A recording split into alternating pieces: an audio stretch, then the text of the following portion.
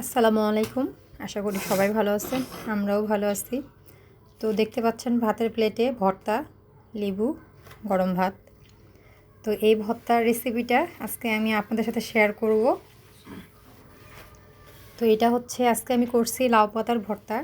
তো এই শীতের মৌসুমে লাউ গাছ বেশি হয় আর এই পাতাটাও প্রচুর পাওয়া যায় আমাদের গ্রাম অঞ্চলে বিশেষ করে।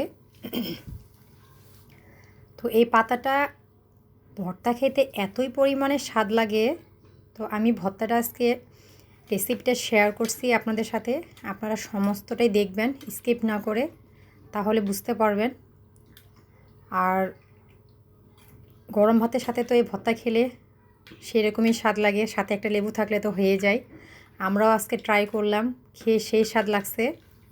তো আপনারা অবশ্যই ভর্তাটা ট্রাই করবেন, তাহলে এটার মজাটা বুঝতে পারবেন। আমি কিভাবে করছি রেসিপিটা অবশ্যই ফলো করিয়েন। আর আমার পেজটাকে অবশ্যই একটা লাইক, শেয়ার, কমেন্ট করে দিয়েন। সাথে থাকিয়েন, পাশে থাকিয়েন। আমার নতুন পেজ, আমি খুব একটা বেশি কিছু জানি না। তো আমার ভুল ত্রুটি হয়ে থাকলে আমার কথাবার্তায় তা অবশ্যই কমেন্টের মাধ্যমে জানাবেন, বা আমার ভিডিওতে যদি কোনো ভুল ত্রুটি হয়ে থাকে সেটাও অবশ্যই কমেন্টের মাধ্যমে জানাবেন। তাহলে আমি আমার ভুলগুলো অবশ্যই বুঝতে পারবো। তো এই ভর্তারও একটা কাহিনী আছে, তো এটা থাক অন্য দিন শোনাই। আজকে ভর্তাটা রেসিপিটা শেয়ার করলাম।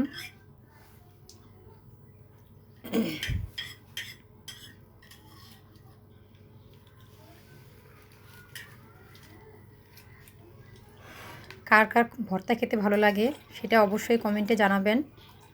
আর আমার তো ভর্তা খেতে সেই ভালো লাগে, যে প্রকারেই ভর্তা হোক,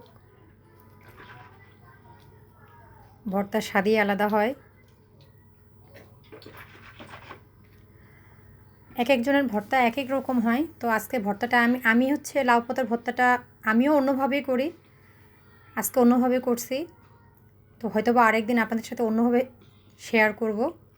তো আজকে যেভাবে করছি, হয়তো বা আমি আরেকটা রেসিপি যেটা জানি তার থেকে এটা আজকে আমাকে বেটার মনে হয়েছে ভর্তাটা খেয়ে। তো আপনারা অবশ্যই এভাবে ট্রাই করিয়েন।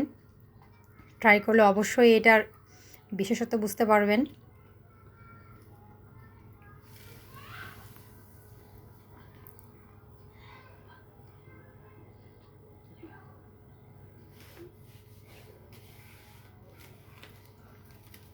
আর শাকের ভর্তাতে হয় কি, যে ঝালটা একটু কম হলেই ভালো লাগে, খুব বেশি ঝাল ভালো লাগে না। তো আমিও এখানে কম ঝাল দিছি। তো পরে দেখছি যে ঝালটা একটু বেশি কম হয়ে গেছে, যার কারণে পরে আমি আরেকটু পরিমাণে মরিচ অ্যাড করছিলাম। সেটা হয়তো বা কোনো কারণে ভিডিওতে দেওয়া হয় নাই। তো কিছু কিছু জিনিস হয় ভিডিওতে শেয়ার করা হয় না, সেটা আপনাদের বুঝে নিতে হবে। যে একটা জিনিস যখন আমি রান্না করব, সেটার মধ্যে কি কি লাগে না লাগে সেটা তো আমরা অনেকেই জানি, আর বাকিটা ভিডিও দেখে জেনে নেওয়া যায়।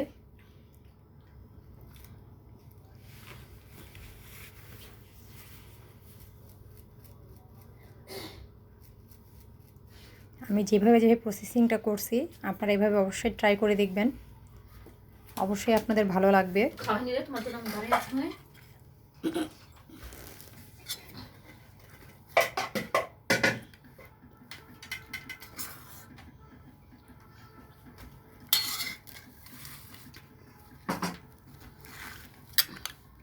এগুলো ছিল আমার গাছের ধনিয়া, ওই জন্য ধনিয়াগুলো খুব দ্রুত মোলায়েম হয়ে গেছে তেলে পড়ে।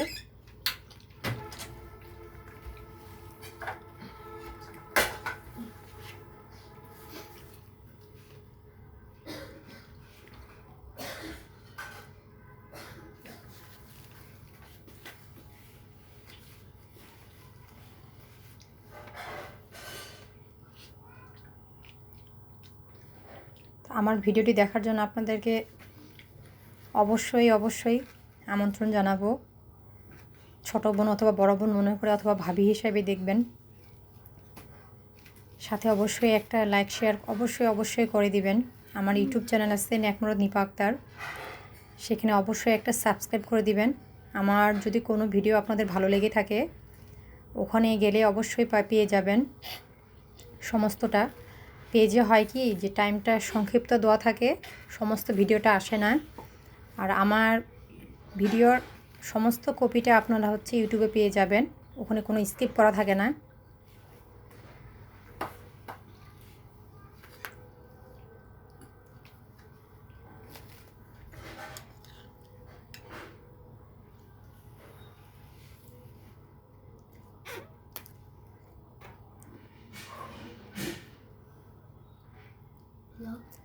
যে কোনো জিনিস রান্না করতে গেলে হয় কি যে ভেজাল মনে করলে হয় না।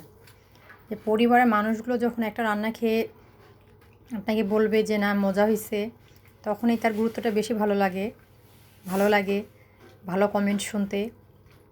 তো আমিও চেষ্টা করি যে একটু ভালো করে করার, জানি না কতটুকু ভালো হয়, তো চেষ্টা তো শেষ থাকে না, অনেক সময় খারাপও হয়ে যায়।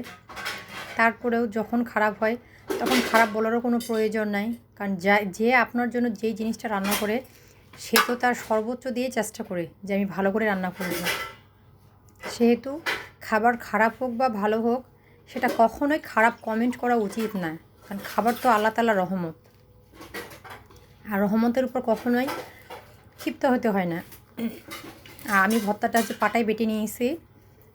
যে কোনো ভর্তা না পাটায় বেটে নিলে এটা স্বাদ আলাদা আসে, যখন ওটা আপনি আবার ব্লেন্ডারে বেটে নেবেন তার স্বাদ আলাদা আসে, আবার যখন ছামে বাটবেন তার স্বাদ আলাদা আসে।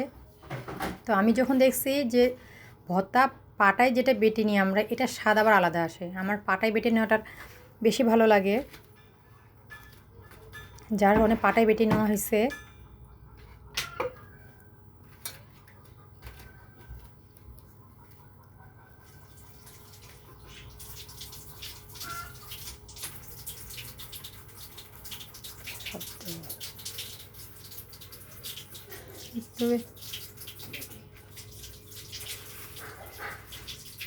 তো আমি সব কিছু তেলে ভেজে নেওয়ার পরও শেষে হচ্ছে আমি যে একটু সরিষার তেল অ্যাড করছি,